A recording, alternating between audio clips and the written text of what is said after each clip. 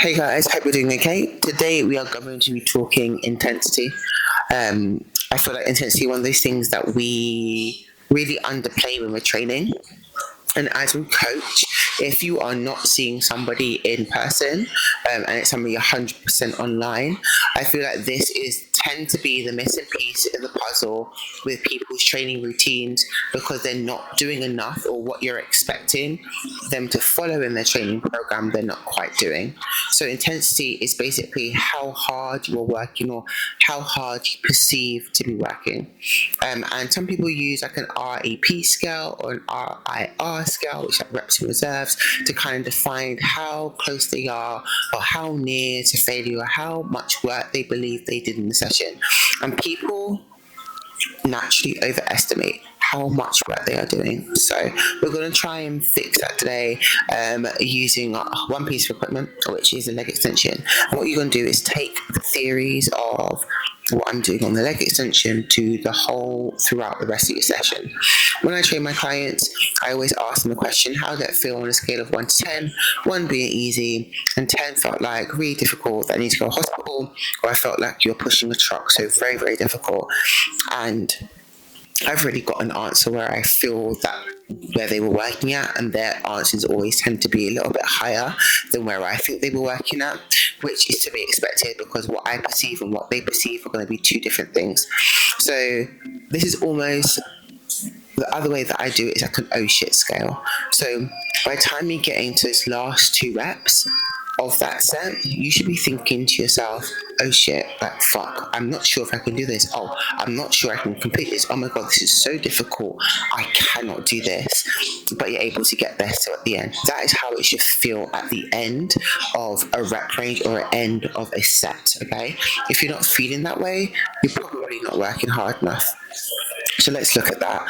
So obviously we said like 1 is easy and then 10 is difficult, and we're going to use 10 reps as our number to gauge it all by.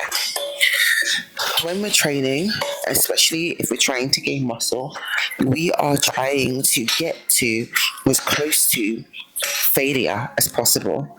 um, and some of you are just not anywhere near it. So I'm just going to set up the machine for myself and get into it. Okay, so for me, my gym's quite a cool gym. We can set the knee placement, the foot placement, and the back. I personally don't like my knee going too far less than a 10. This can go actually a hell of a lot further back, like to a 9. But I feel like it puts undue stress on the patella tendon. So I tend to just go one little bit low, which is 10, and the leg is at a good 90-degree angle. So let's talk about rate of perceived exertion. So I put the weight for me around about 20 kilos, and for me that's really easy. So some of you may have in a program, I want 3 sets of 10, and I've come onto the machine and I've put it on 20 kilos, which A, I know it's really light, and B, I know I'm going to complete really easily. And I'm going to come here and I'm going to do this.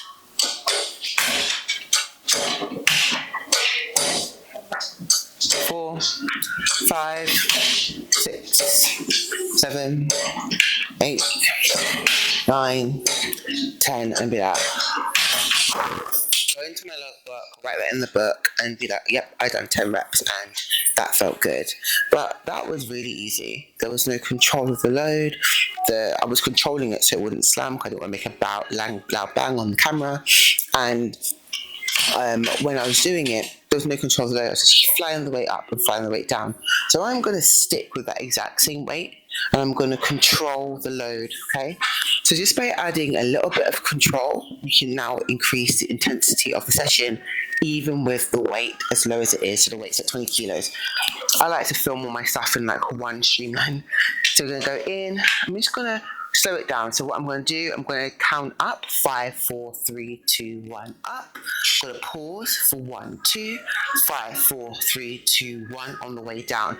And I've increased intensity by without changing the load, but by changing the tempo. Okay, so we're going to go in, same weight, 5, 4, 3, 2, 1, 1, 2, 5, 4, 3, 2, 1. I'm going to repeat that. Same tempo.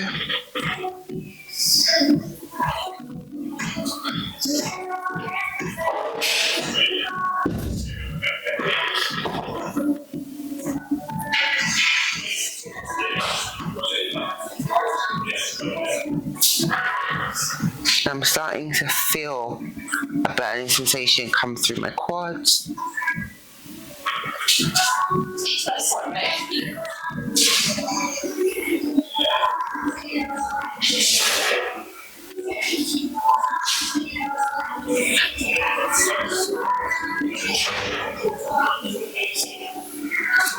Is it 7?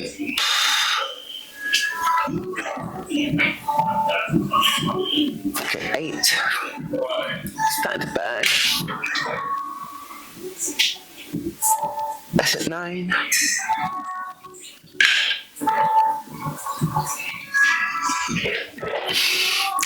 10.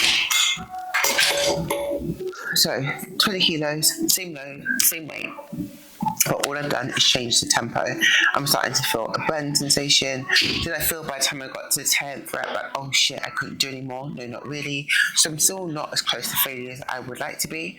So in that instance is when I would increase the weight but keep the tempo the same. So I'll probably only go up by 1 increment.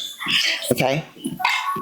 So we're going to try and up the intensity by another way. The other way of increasing intensity is by increasing the weight and increasing the load. Okay, so we're going to take the pin. It was on 20 kilos. I'm going to take it to 50 kilos. For me, it's still quite light for me. And I'm going to do my best to approach failure. Probably should go a little bit heavier for me to approach failure. But what you will notice that even when I am doing this, I'm still keeping the load under control. The tempo may be slightly faster than how I exampled before, but the tempo is still going to be controlled throughout. So it's at 50 kilos, I'm going to lock myself in, and I'm now going to try and get to 10 reps and approach failure. I don't think I'm going to do that in this 10, because I think it's a little bit too light, but we'll find out.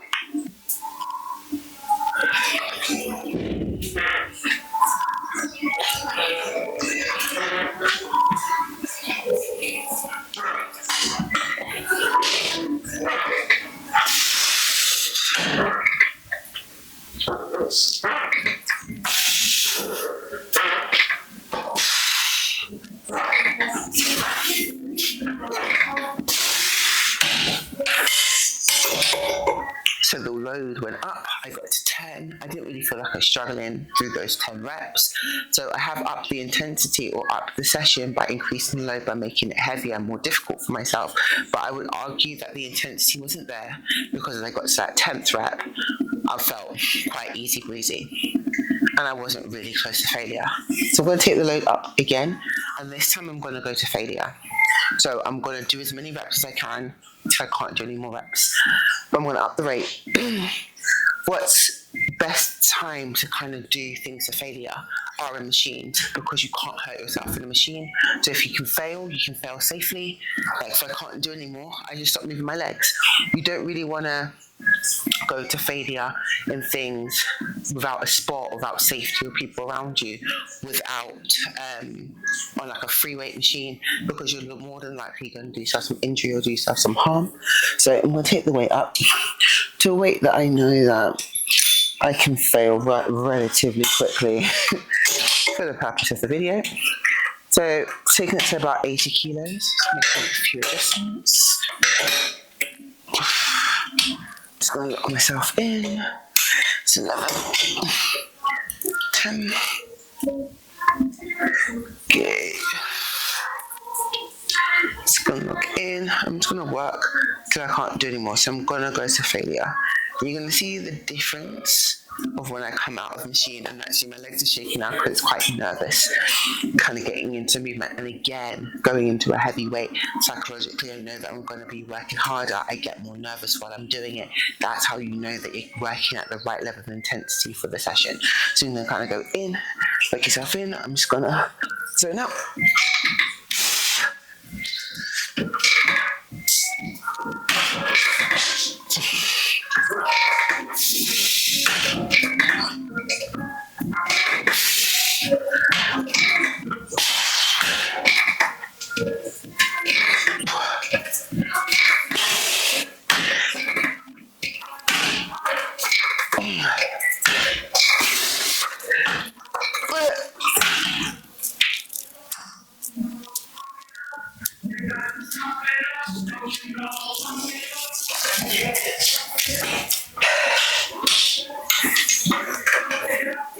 And as you can see, I exceeded the 10 reps and I physically couldn't do more.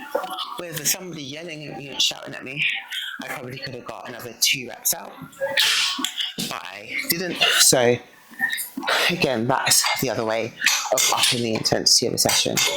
So another way we can up the intensity of the session without needing to increase the weight, increase the load, is by simply lowering the weight and working one leg at a time. So moving into a single leg extension is a great way to increase the intensity or change it to make it harder.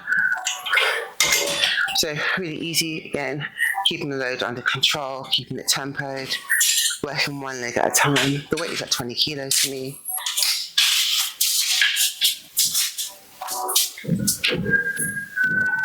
And 10, flip it over, make sure they match.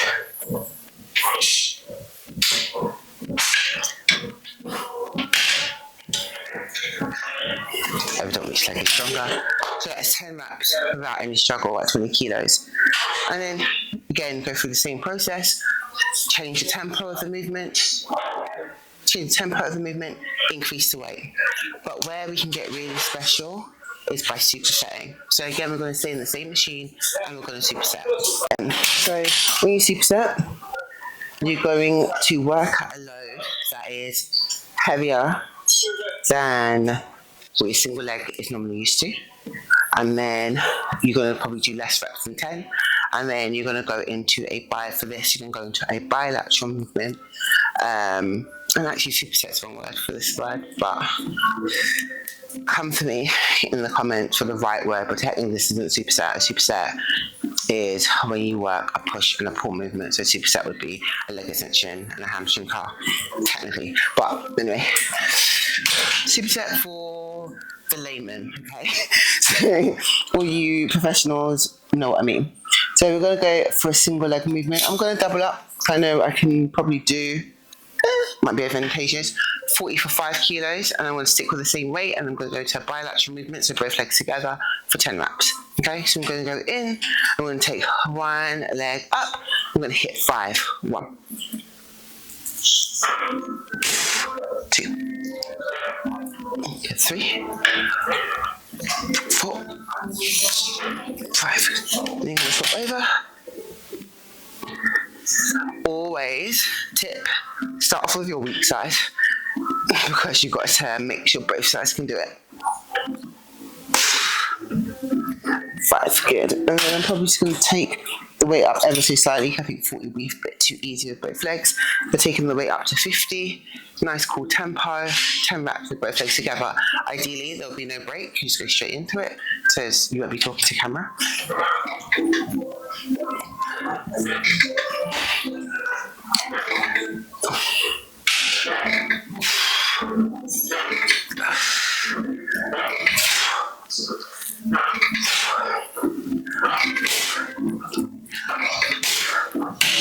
As you see, I didn't really